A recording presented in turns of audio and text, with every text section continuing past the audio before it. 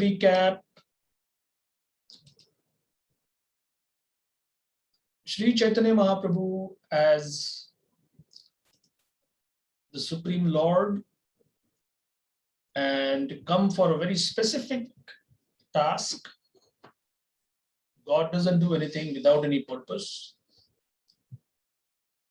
And the only purpose God comes in this material world is to remind his lost sons and daughters that this is not your real home. All the inconveniences, all the miseries, they are foreign to you. You don't belong here. You don't need to be miserable.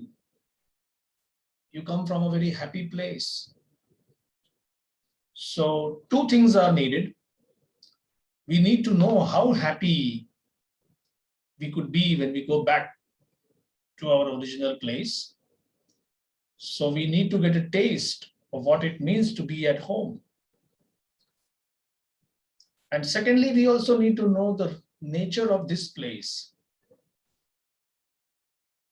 So the Sanskrit word dharma, D-H-A-R-M-A, kind of comprises of all these various subtle understandings. What is my duty? What am I supposed to do? What was my original nature? And there is a big problem. And of course, the problem also is kind of understandable. The problem is time. The time factor affects everything, changes everything. You have hair, now you don't have hair. Or you have hair, your hair becomes white. Your body was strong, now it is not so strong. You had money and now you don't have money. You have beauty, you don't have beauty. You have fame, you don't have fame. You had knowledge, now you become senile. One great American president, Ronald Reagan, my God, when he was at the top of his powers for 8 years, he really, his views and his words affected everybody in America and outside America also. And then say 8 or 9 years after he retired from politics, unfortunately, he became senile. He was affected by Alzheimer's. And his nurse or the medical caretakers around him, he would ask them, who am I? So in acute Alzheimer's, that part of the brain where your memory is stored, that gets affected. And he had to be told that he is Ronald Reagan, the ex-president of the United States. What happened? We may say this disease, that problem. But Vedic wisdom says all these problems can be traced to one thing and one thing alone, the time factor. And the Bhagavad Gita, Krishna says, time I am. I am that time. So this time also makes some changes. Very broadly speaking, there are 4 ages. They are called Yuga, Satya Yuga, Treta Yuga, Dwapar Yuga, Kali Yuga. And in each and every age, there is a Yuga Dharma. Again, the word Dharma comes. So we might be seeing this particular passage, this incident, that Chaitanya Mahaprabhu is singing and dancing, and the local sheriff comes and breaks the drum, and in anger, Chaitanya Mahaprabhu takes hundreds and thousands of people and they march on his home, and he's very afraid. But there is a purpose behind this, and the purpose is to establish the Yuga Dharma. No one can escape from this. It's not like because I am not a Hindu, I don't need to follow the Yuga Dharma. Prabhupada said, if you have any objection towards Krishna as a name, and in your tradition, your community, you have a name for God, chant that name, no issues. Bhakti is not limited to India, Bhakti is not limited to Hindus. God is not Hindu, God is not a Christian, God is not Muslim, God is God. I used to be wondering, how can Prabhupada say this with such a determination and such conviction? And Prabhupada said, yes, gold is gold. Gold in the hands of a Muslim doesn't make it Muslim gold. Or it gets transferred to the hands of a Christian, doesn't make a Christian gold. Naturally, gold is gold. The sun is the sun. The sun shining over your city doesn't become the Virginian sun. There is nothing like an American sunset or an Indian sunrise. The sun is way beyond all these conceptions. So we need to understand these things from this deeper perspective. Having said that, now we'll go to text 158. Adi-Lila, chapter 17, text 158, the pastimes of Lord Chaitanya Mahaprabhu in his youth. Tomar Vede Teache Govade Ravani, Ataeva Govad Kare Boda Boda Muni. The discussion is that Chaitanya Mahaprabhu said,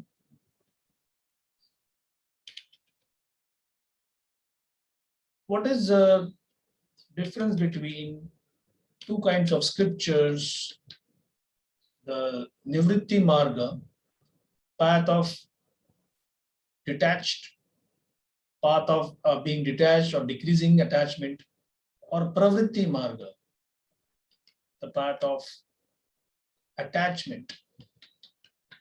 So whether animals should be killed or not, especially whether cows should be killed by or not. In the Western world, people are confused, and rightly so. Why Indians are so finical about cows? And rightly so.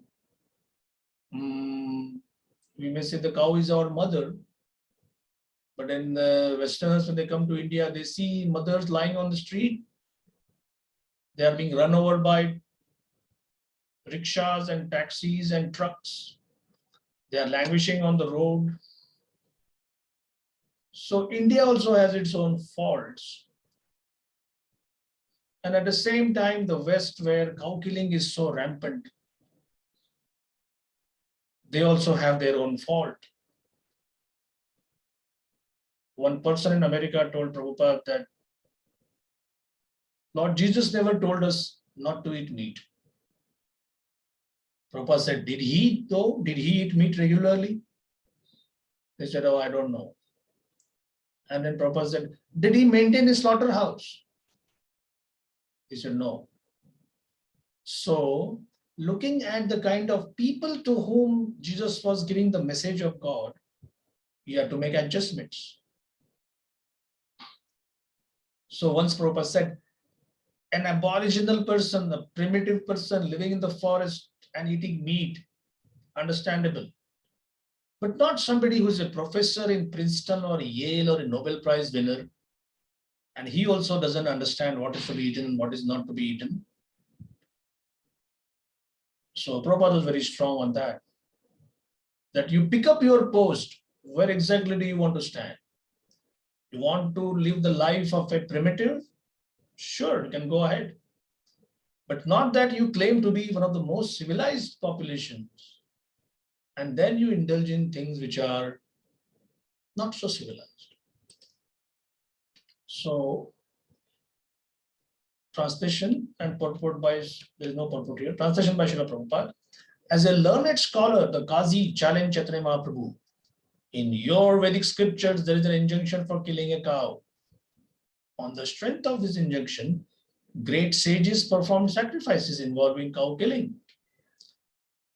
Text 140, 159. Prabhu kahe, Veda kahe, Govada nishedh, Atayeva Hindu matra na kare Govada. Translation and purport by His Divine Grace, Shri Bhaktivedanta Swami Prabhupada. Refuting the Qazi's statement, the Lord immediately replied, the Vedas clearly enjoin that cows should not be killed. Therefore, every Hindu, whoever he may be, avoids indulging in cow killing. In the Vedic scripture, there are concessions for meat eaters. It is said that if one wants to eat meat, he should kill a goat before the goddess Kali and then eat its meat.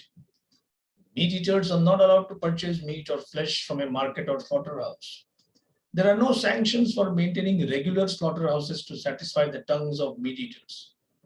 As far as cow killing is concerned, it is completely forbidden.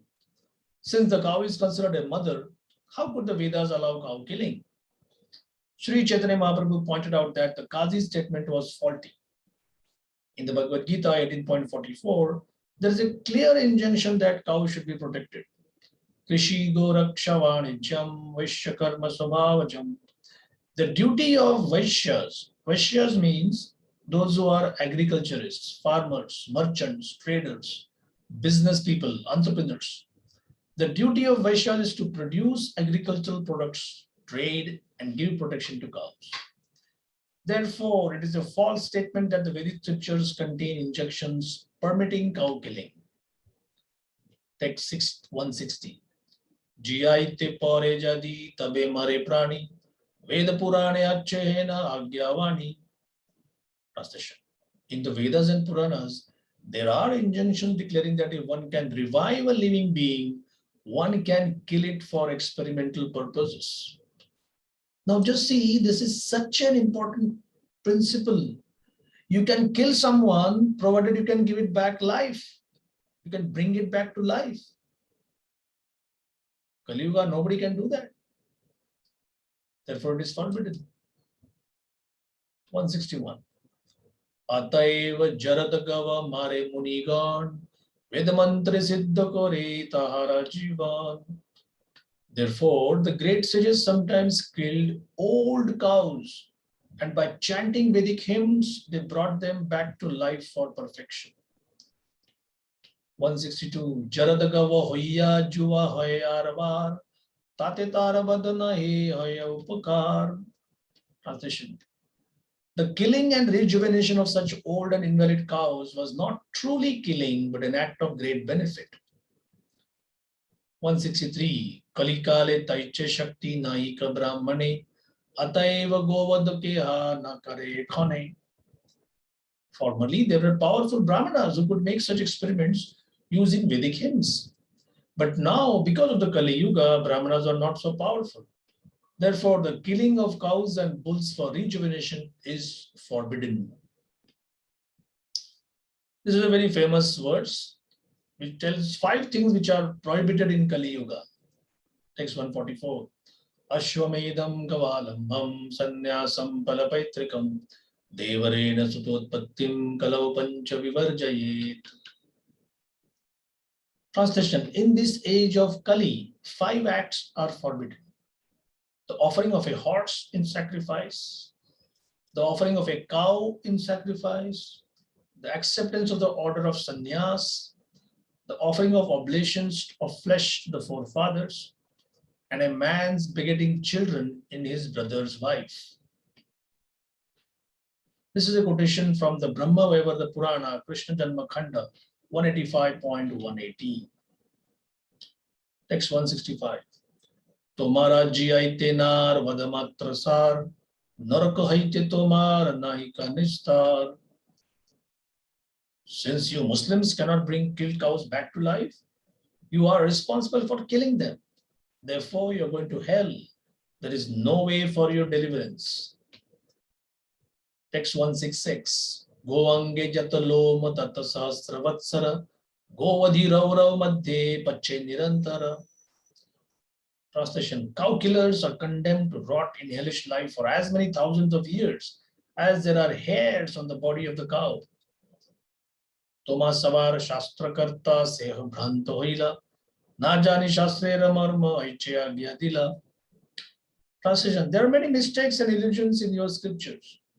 Their compilers, not knowing the essence of knowledge, gave orders that were against reason and argument. Text 168.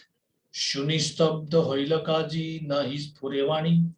Vichariya kohe kaji parabhava mani. After hearing these statements by Sri Chaitanya Mahaprabhu, the Qazi, his argument stunned, could not put forward any more words. Thus, after due consideration, the Qazi accepted defeat and spoke as follows. In our practical preaching work, we meet many Christians who talk about statements of the Bible. When we question whether God is limited or unlimited, Christian priests say that God is unlimited. But when we question why the unlimited God should have only one son and not unlimited sons, they are unable to answer. Similarly, from a scientific point of view, the answers of the Old Testament, New Testament, and Quran to many questions have changed. But a Shastra cannot change at a person's whim. All Shastras must be free from the four defects of human nature. The statements of Shastras must be correct for all time. I'll pause here for a moment. Anybody wants to comment or ask a question? Prabhu, I have one question, Prabhu. Yeah. So, Prabhu, you said that Mahaprabhu's descent, right, for Yuga Dharma, every Yuga Dharma. So, I have one question in Chapter-17, 4th chapter.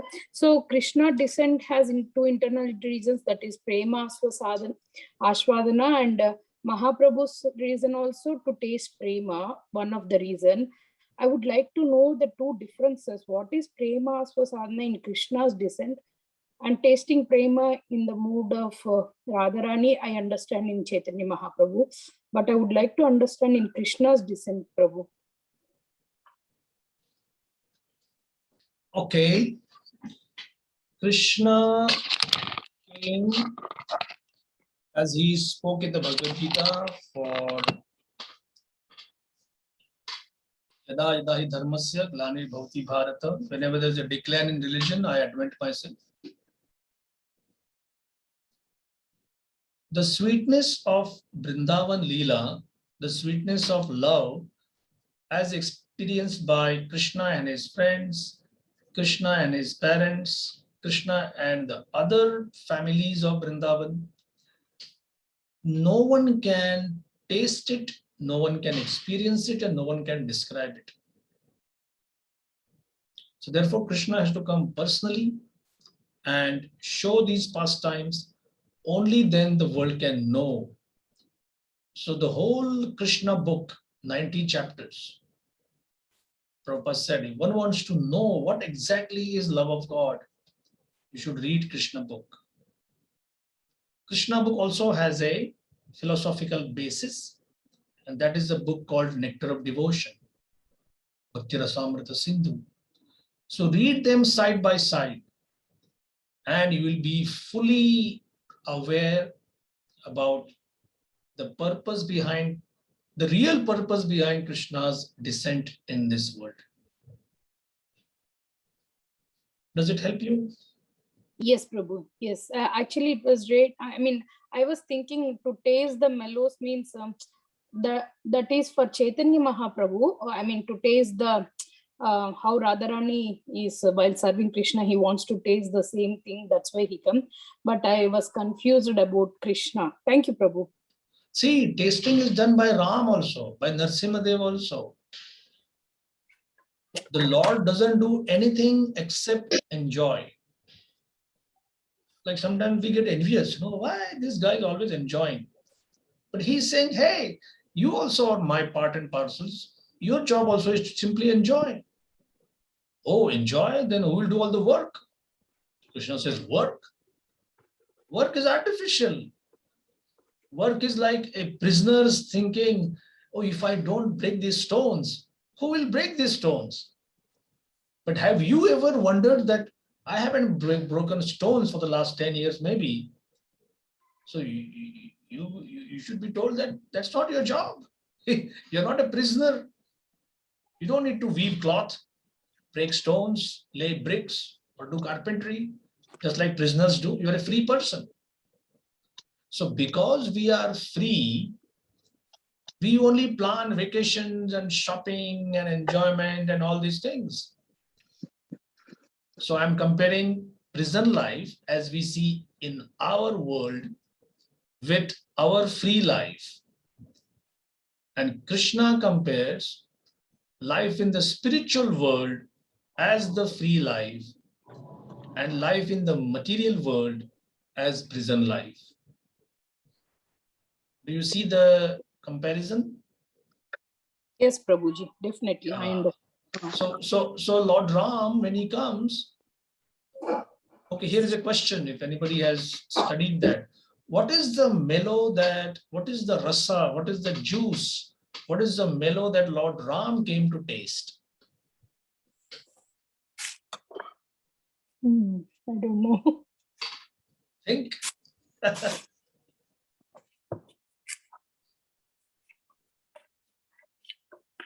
Vatsalya. Paternal, Yes, Anandale Prabhu, you said something? paternal, fatherly love. Yeah. Yeah, that is one. Yes, Radhika. Sorry, Prabhuji, I think my internet connection froze, so I missed the question you were asking. The question is, the Lord comes and he comes only to taste rasa or nectar.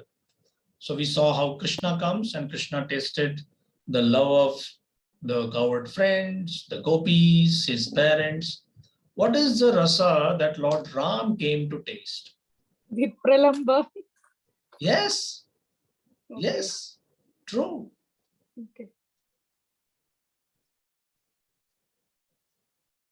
Lord Ram also is called Maryada Purushottam. Anybody heard this before? Yes, yes. Yes, So what is Prabhu. Maryada then? What is Maryada? Respectful. Sorry? Respectful. Respect. Maryada means restrictions. Oh. Restrictions, rules, regulations, strictly following the codes. That is Maryada. So you see, you read Ramayana from that angle. He doesn't need to follow his father's order. In fact, Dashrath is saying, Lord, dear Ram, why don't you arrest me? Put me in jail and tell the world that this father of mine has become senile, has become old, and has become mad. So I'm not going to follow his dictate. I'm not going to follow his instructions. And Ram says, no. Kaikai is telling him that not only you should crown my son as king, but you have to go and stay in the forest for 14 years. He says, since you have said that, I'll do it. Sita doesn't have to go with Ram. Lakshman doesn't have to go with Ram. But they also show that, no, although this is not an instruction for us, we will do it. Bharat says, why don't you just disagree with everybody? You don't need to follow them. No, I'll follow. In fact, in Dandakaranya, which is a big forest, some really like hungry, starving, well, you can't use the word hungry with these sages. They are full, but their bodies are completely emaciated. Their skin is like loosely hanging. They are thin. They are like trembling because of their austerities. Their hair is grown way long, matted hair. And you can understand, they're not looking as beautiful as in our sense. And these sages come and look at Lord Ram and they say, my Lord, we have to make confession. We want to associate with you in the conjugal rasa pastime. Now imagine if you are a male and the most ugliest looking old woman comes and says, let us dance. Or if you are a female, vice versa, you might say, yak, what are you suggesting? But these sages are doing austerity for the last thousands of years. So Lord Ram has to say, in this pastime, I can take only one wife. Who is telling him? Who's giving the restriction? He himself. You come and associate with me in Dwapar Yuga. and there I will fulfill all your desires to the fullest. So one section of the Braja Gopis are called Muni Chari Gopi.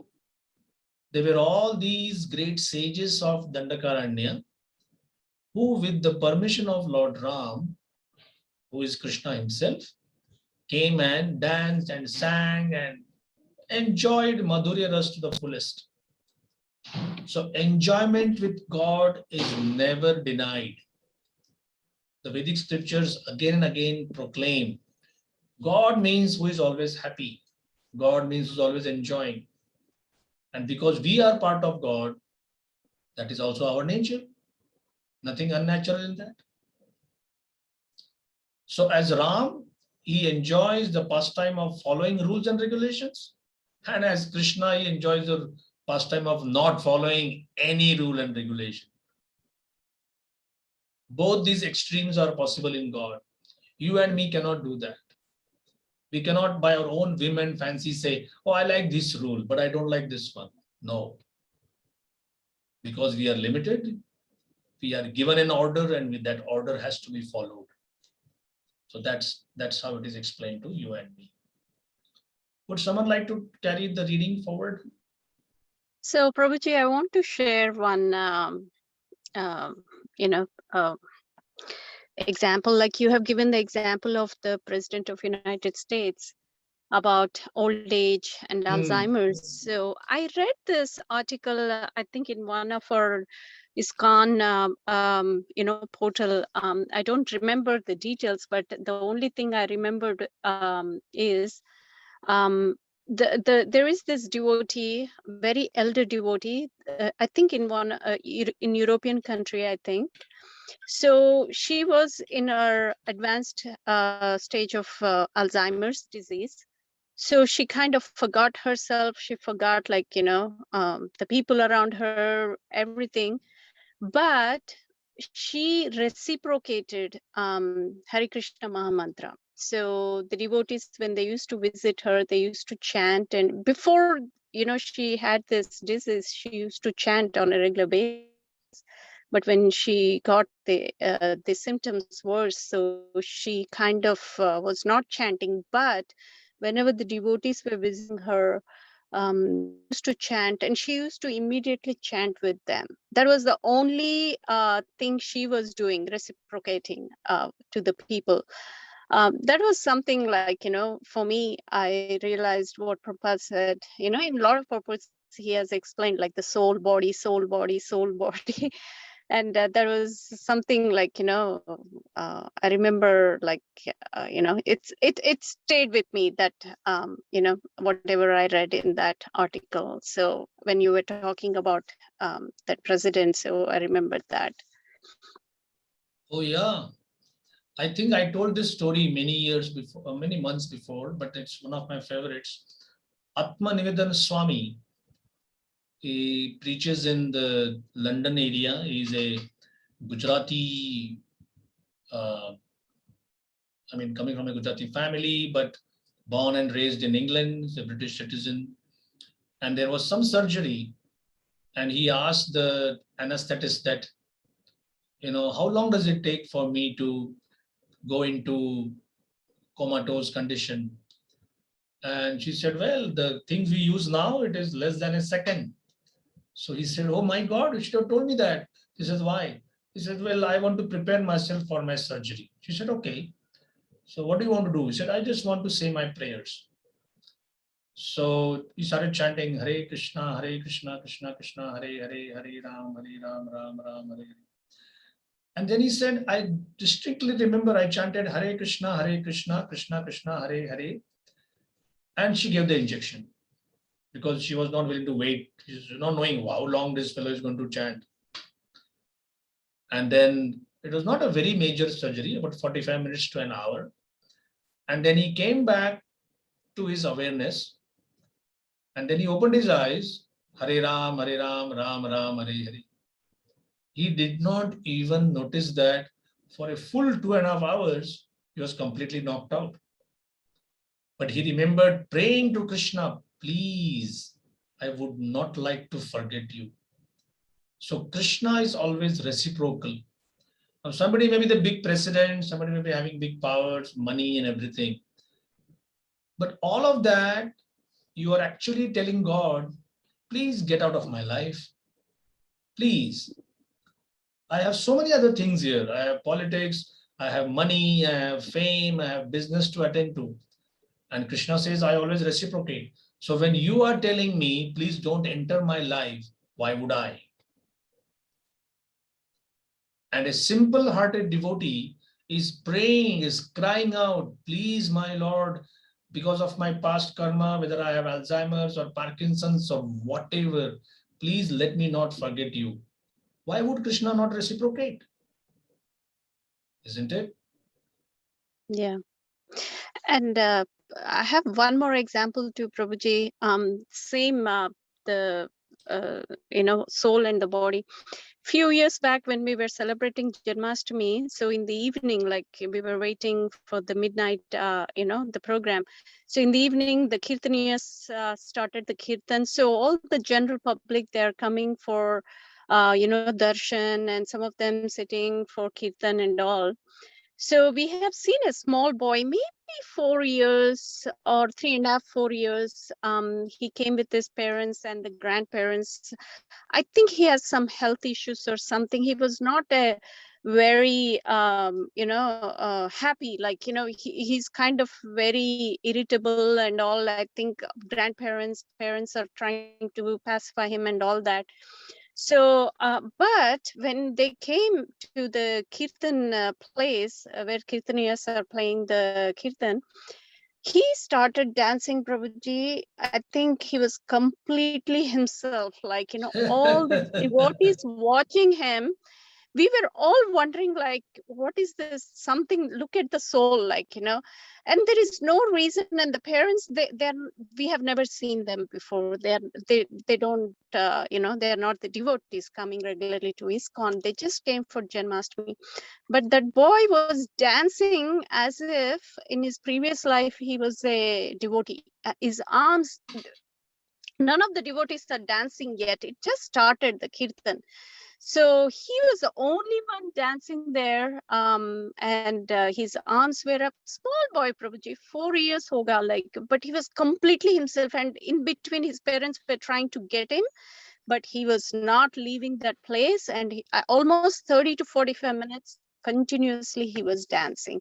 And how do you explain this? Okay, devotees, kids are dancing. Okay, he's used to that. He has seen his parents and all. He's someone like, I think 4.5 years, like, maybe he had never been to ISKCON. None of our, community devotees have seen that family before. And it was amazing. Like, we ask for miracles, right? What are these? So Right. amazing soul and body. Yeah.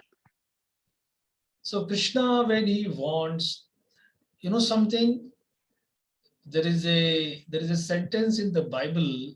I used to read that, still do sometimes, especially some parts which inspire me, that if the humans do not want to pray, not pray, if the humans do not glorify God, God can make the very rocks cry out in ecstasy or shout out his glories. That sentence would always kind of inspire me, that just see that we are meant to glorify God, but we are engaged in glorifying our rock stars and sports stars and business people. What is this happening? We are simply utilizing our propensity we are replacing God with something else, right? Now, later we will read in Chaitanya Charitamrita, when Mahaprabhu was traveling through the forest of Jharkhand, the animals and the trees and the creepers were dancing in Kirtan. So God doesn't look at the gross body as to whether it is old, diseased, infirm, not so intelligent. No. For a fortunate soul, when the link is established, this is what you see, 4-year-old dancing and others trying to restrict it. And there is no past history of somebody knowing what is this process, why they are chanting. Thank you for this story. Really inspiring. So can you continue reading, anyone?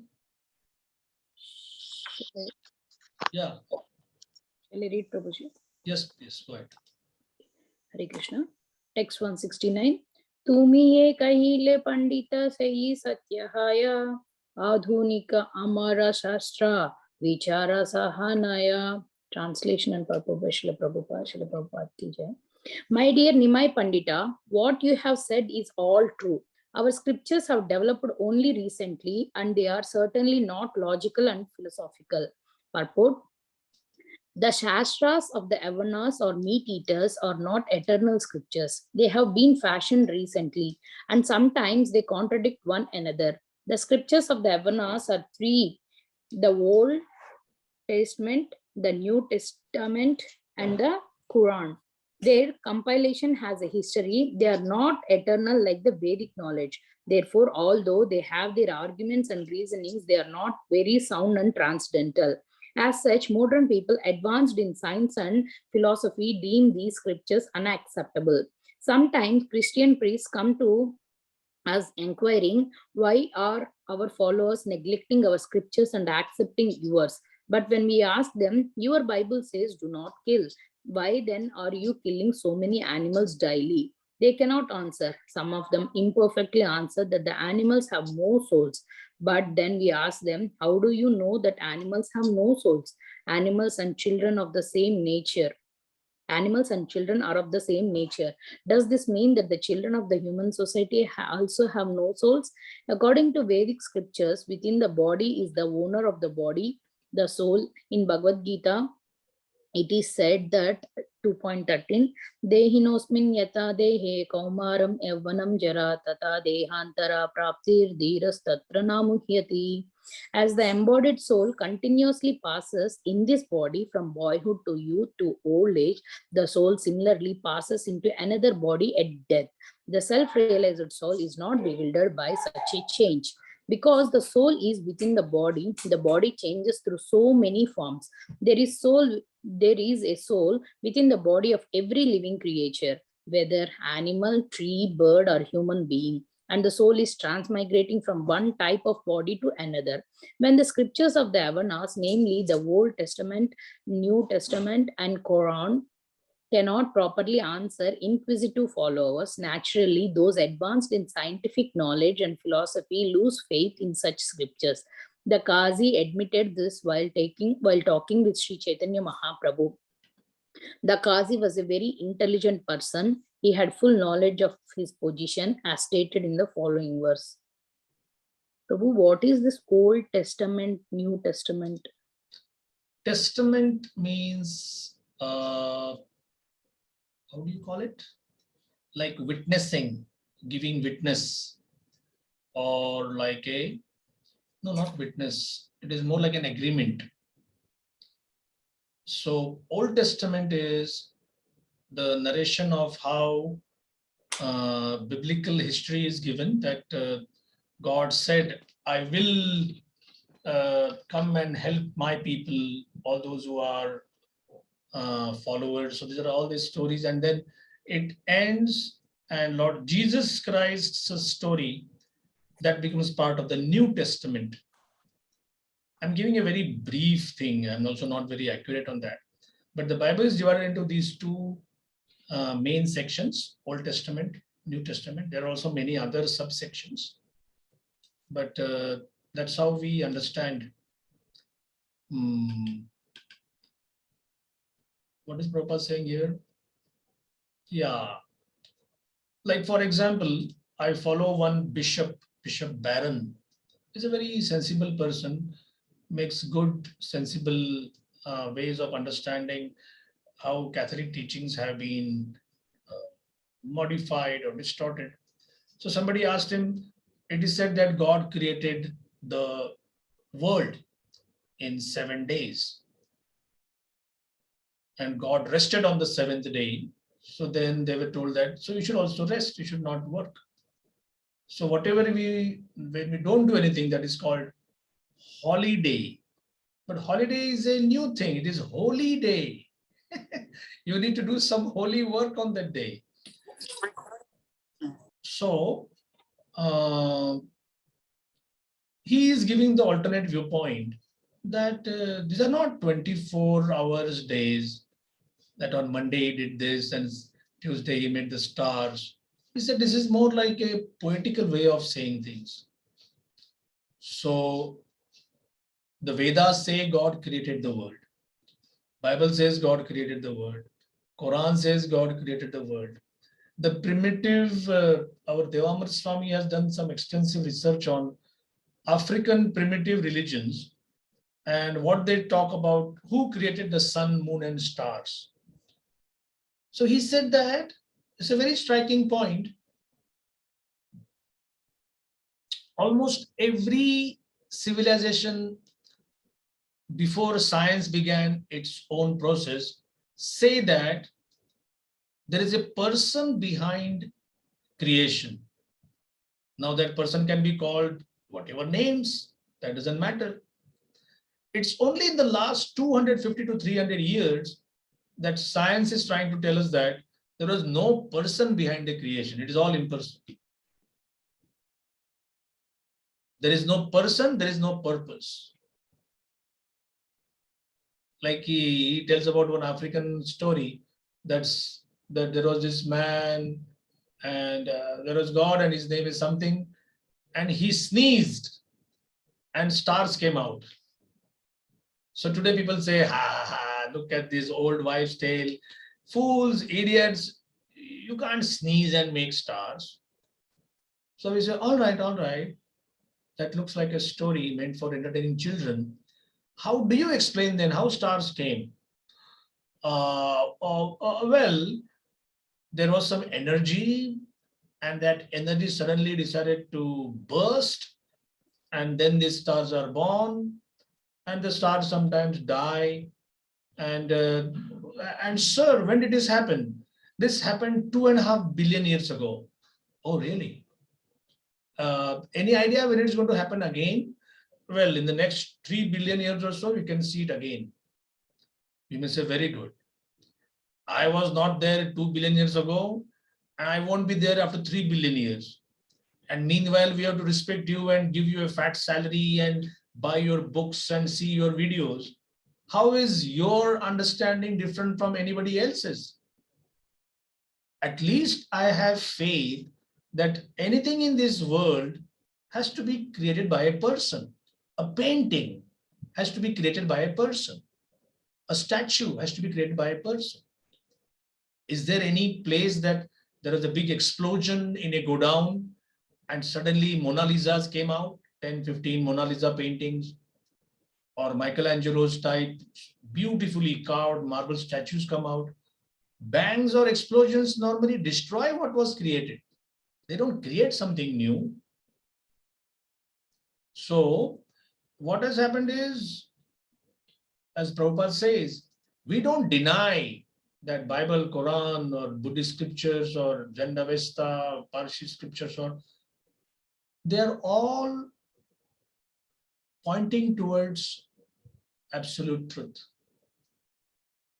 In case you are not satisfied with the answers, please go ahead and understand it from a deeper perspective. Like, for example, most of you who came to America from India, you had your BA, BSc, BCom, BTech education qualification. Was that enough to give you a good job in America? Not really. You came and did something here also. So a MTech or a MS or a MD or a PhD from Stanford, Yale, Wharton, Harvard, Duke, whatever university. Now it says that, oh, this person is very qualified. Why? Well, because he did his schooling from Osmanabad University. No,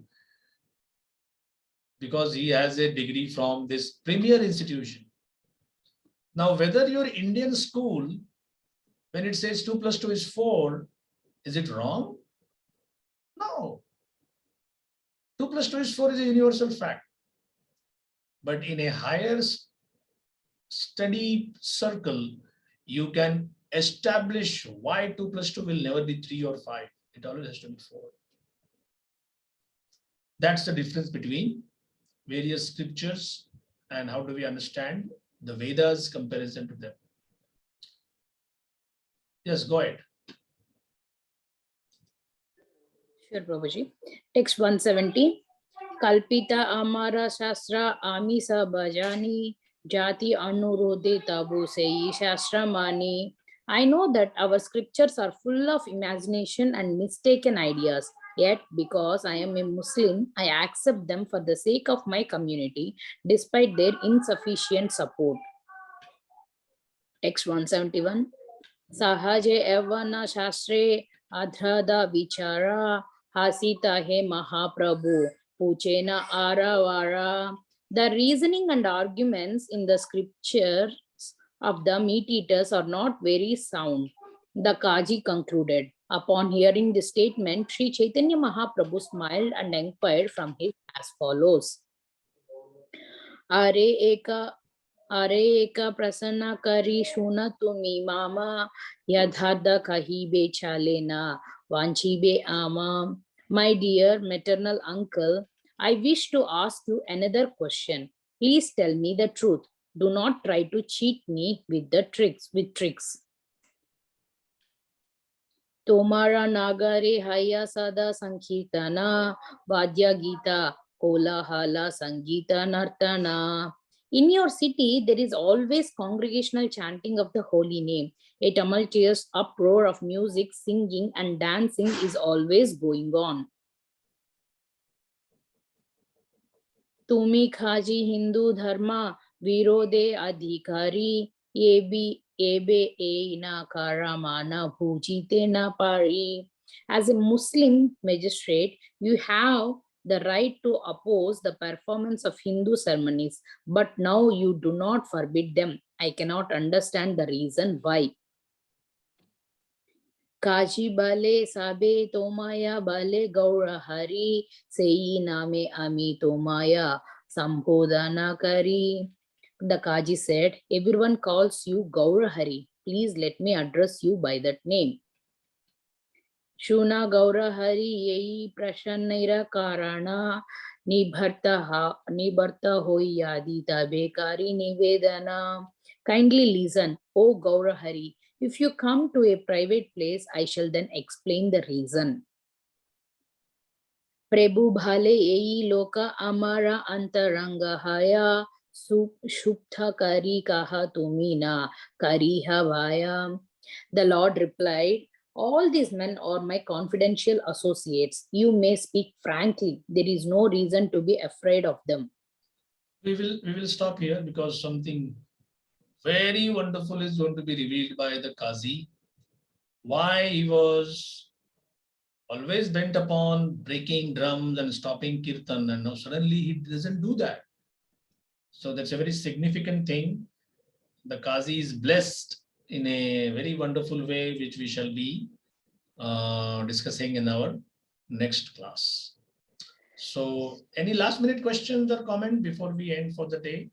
No, Prabhuji, but just a small announcement. One of our Bhakti Ruksha member, Ramakrishna Prabhuji, Nalini Mataji,